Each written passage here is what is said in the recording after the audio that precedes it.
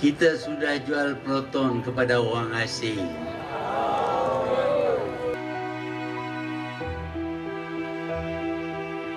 Ini national car. Kerana walaupun ramai yang mengkritik, kononnya Proton ini mengeluarkan kereta-kereta yang kurang bermutu tinggi. Tetapi hakikatnya ialah tidak ada negara membangun dalam dunia yang mampu mengeluarkan kereta sendiri.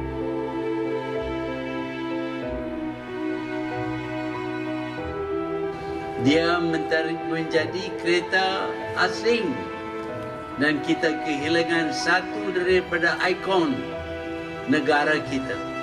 Kereta nasional kita dijual kepada orang asing.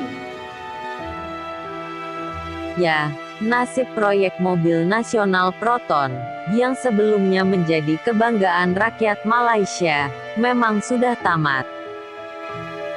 Proton Holding Berhad, saat ini tidak lagi dimiliki Malaysia sepenuhnya.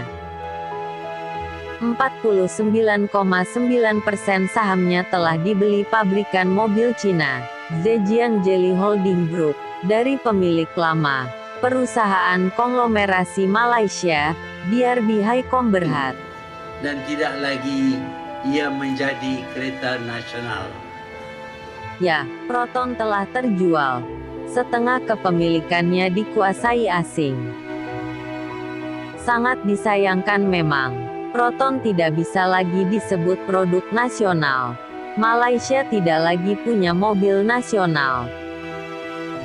Kebanggaan adanya mobil nasional Malaysia telah pupus, hilang dan selesai.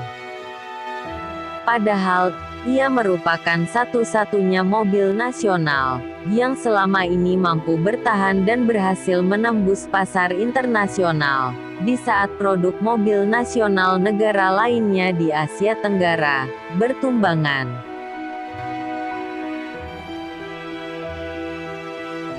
Dari Indonesia, mobil Timor yang telah lebih dulu berakhir cukup mengenaskan, dan SMK yang tidak jelas juntrungannya hingga kini.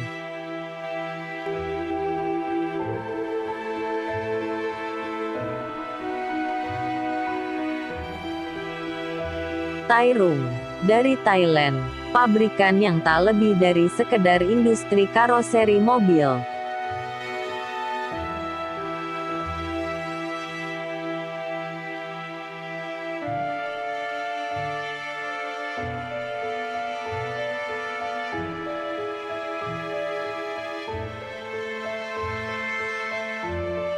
Angkor, dari Kamboja.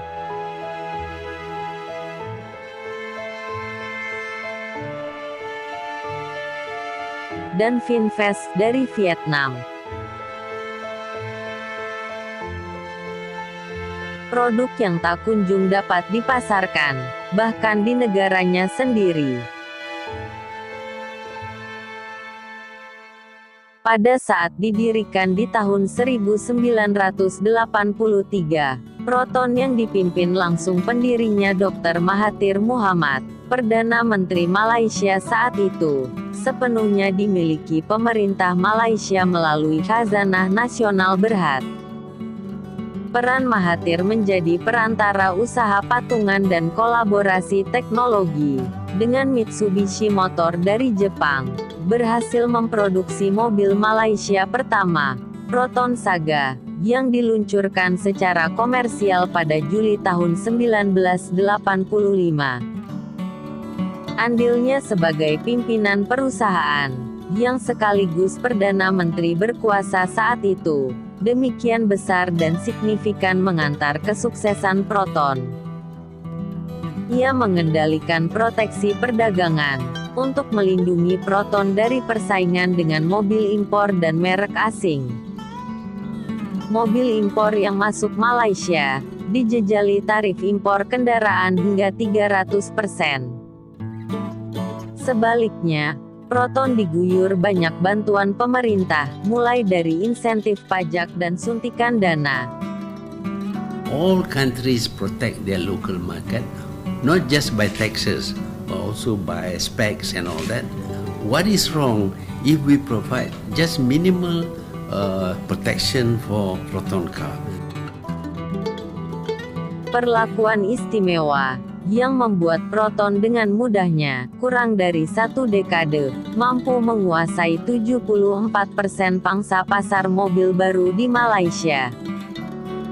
Selain itu, Proton Saga berhasil diproduksi dan dijual di beberapa negara, seperti Bangladesh, Brunei, Selandia Baru, Malta dan Sri Lanka, dengan lebih dari 50.000 unit terjual.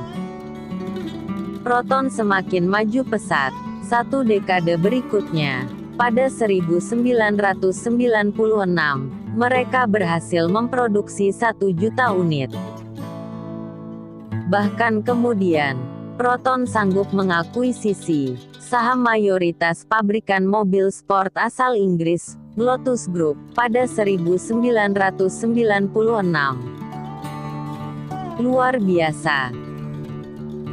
Proton Satria GTI, yang secara luas dianggap sebagai mobil Malaysia terbaik yang pernah diproduksi, merupakan seri pengembangan yang banyak dikontribusi pabrikan Lotus. Namun sayang, hanya setahun berselang, krisis keuangan Asia 1997 membuyarkan semua proyeksi dan harapan keberhasilan yang telah dicanangkan. Proton terseok-seok, sehingga harus menunda proyek pabrik manufaktur Proton Tanjung Malim, yang berencana dikembangkan sebagai bagian dari proyek ambisius Proton City. Dampak signifikan krisis keuangan Asia dengan cepat mengubah banyak tatanan dan pola perekonomian dunia. Perdagangan bebas tidak bisa lagi dibendung, sehingga tembok besar yang memproteksi Proton dari persaingan dengan mobil impor atau merek asing tak bisa lagi melindunginya. Proton terpaksa harus melepas ketergantungan bantuan dan proteksi dari pemerintah yang telah dinikmati sejak kelahirannya, seiring jatuhnya pimpinan perusahaan, Mahathir Mohamad dari kursi Perdana Menteri. Meletakkan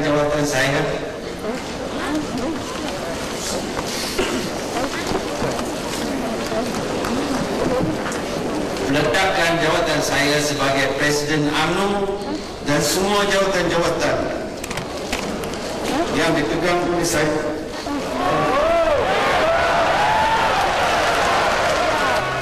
Beruntungnya, DRB Highcom, satu entitas konglomerasi swasta, menyelamatkannya.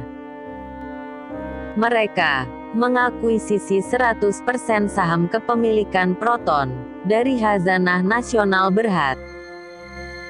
Ya, Proton berhasil menyelamatkan diri, namun tentu saja, sebuah kebanggaan adanya mobil nasional Malaysia musnah. Dan sejak saat itu, fase baru Proton sebagai perusahaan otomotif milik swasta pun dimulai. Alih-alih menjadi lebih baik, dalam perkembangannya kemudian, kondisi Proton malah makin terpuruk. Hilangnya segala fasilitas dari negara, dan kesalahan dalam mengadaptasi strategi bisnis, serta berimpitnya kepentingan politik dan bisnis dalam manajemen perusahaan, membuat Proton limbung. Pada Maret tahun 2016, Mahathir pun mundur sebagai chairman Proton. Ia meninggalkan Proton yang sedang dalam keadaan mengenaskan. Terlilit utang sangat besar kepada vendor-vendornya. Suntikan dana talangan hampir 3 miliar ringgit, yang digelontorkan pemerintah 3 bulan kemudian, bahkan menjadi tidak cukup berarti. Di tahun itu, Proton hanya menguasai 14% pangsa pasar mobil penumpang, dengan hanya mampu menjual 72.290 unit kendaraan. Padahal pabrik mereka memiliki kapasitas produksi 400.000 unit mobil per tahun. Mereka tertinggal jauh dari Pro 2, perusahaan mobil lokal milik Daihatsu, yang menguasai lebih dari 40% pasar. Persoalan kualitas produk menjadi kunci utama penyebab kegagalan Proton di kandang sendiri. Masyarakat cenderung memilih mobil impor Jepang, meski harganya lebih mahal, namun dianggap lebih memuaskan. Dan akhirnya, Proton menyerah. Pada Juni tahun 2017, Zhejiang Geely Holding Group dari Cina mengakuisisi 49,9% ekuitas Proton dari DRB Haikong.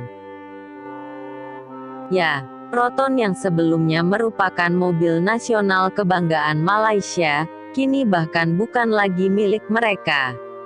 Proton kini milik Cina. Terima kasih telah menonton video ini. Semoga bermanfaat. Salam.